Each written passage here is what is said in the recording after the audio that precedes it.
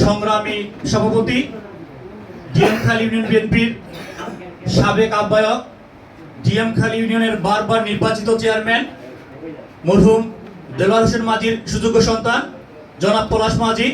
উপস্থিত আছেন সর্দার পরিবারের কৃতি সন্তান জনাব মাসুম সর্দার, সাধারণ সম্পাদক ডিএমখালী ইউনিয়ন যুবদল। উপস্থিত আছেন জনাব রাজীব ব্যাপারী, সহ সাধারণ সম্পাদক সখীপুর থানা যুবদল। উপস্থিত আছেন সোহেল দেওয়ান, সদস্য ডিএমখালী ইউনিয়ন যুবদল। উপস্থিত আছেন নাইমুল মুন্সি, সহসভাপতি ডিএমখালী ইউনিয়ন যুবদল। উপস্থিত আছেন শাকিল হাওলাদার, সদস্য ডিএমখালী ইউনিয়ন যুবদল। উপস্থিত আছেন আবু দায়ার ব্যাপারী, সিনিয়র সহসভাপতি ডিএমখালী ইউনিয়ন যুবদল। উপস্থিত আছেন সাইফুল শিকদার, সাবেক আহ্বায়ক ডিএমখালী ইউনিয়ন স্বেচ্ছাসেবক দল। আর উপস্থিত আছেন ডিএমখালী ইউনিয়নের বিএনপি, ছাত্র দল, যুল দল, মূল দল, শ্রমিক দল, অন্যান্য দলের নেতৃবৃন্দ। সবাইকে আমার সালাম, আসসালামু আলাইকুম। আজকে আমরা যে বিষয়টা নিয়ে উপস্থিত হয়েছি, ডিএমখালী ইউনিয়ন 4 নং ওয়ার্ডের যুব দলের কমিটি গঠন। আজকে যারা এখানে দায়িত্বে এসেছেন তাদের কাছে আমার বিনীত অনুরোধ থাকবো, আপনারা দয়া করে এমন একটি কমিটি উপহার দিবেন যে এই কমিটি থাকবে বিতর্কের ঊর্ধ্বে।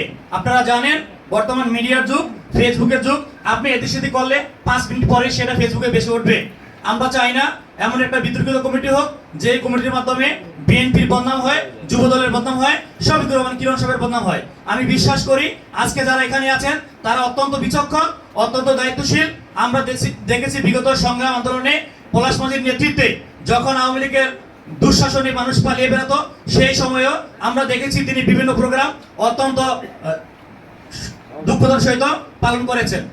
সর্বশেষ আমি যেটা বলতে চাই, আপনাদের কাছে আমার প্রত্যাশা আজকে 4 নং ওয়ার্ডের এমন একটি কমিটি গঠন করবেন যেটা থাকবে বিতর্কের ঊর্ধ্বে। যারা দায়িত্ব নিতে এসেছেন, মামু জাফর সর্দার বলছিল যে অনেকে দায়িত্ব বোঝে না, আসলে এটাই রাইট। যারা দায়িত্ব নিতে এসেছেন তাদেরকে বুঝতে হবে, তাদের সাথে লোকের সাথে সম্পর্ক থাকতে হবে। আপনারা জানেন আজকের এই কমিটি এখানেই শেষ নয়। আজকের এই কমিটি আমার মনে হয় আগামী যে ত্রয়োদশ জাতীয় সংসদ নির্বাচন, সেই নির্বাচনের একটি অংশ। তাই আমি বিশ্বাস করি আজকে যদি কমিটি ভালো হয়, এই কমিটির সফলতা আগামী জাতীয় সংসদ নির্বাচনে তার প্রভাব পড়বে, যার ফলে আমরা আগামী জাতীয় সংসদ নির্বাচনে শরীয়তপুর 2 নির্বাচনী এলাকার জনমানুষের নেতা, কর্মী বান্ধব নেতা, সুশিক্ষিত নেতা, আদর্শবান ব্যক্তি আল্লাহ শফিকুর রহমান কিরণ ভাইকে এমপি হিসাবে নির্বাচিত করতে সাহায্য করবে। তাই আমি সর্বশেষ আহ্বান জানাচ্ছি, যাদেরকে দায়িত্ব দিবেন তারা যেন দায়িত্ব বোঝে, তারা যেন ঘরে ঘরে গিয়ে শফিকুর রহমান কিরণ ভাইয়ের সালাম পৌঁছে দেয়, শফিকুর রহমান কিরণ ভাইয়ের বার্তা, শফিকুর রহমান কিরণ ভাইয়ের মনোভাব যেন জনগণের কাছে পৌঁছে দিতে পারে এমন ব্যক্তিদেরকে নির্বাচিত করবেন। বিশেষ করে যারা মাদকের সাথে জড়িত।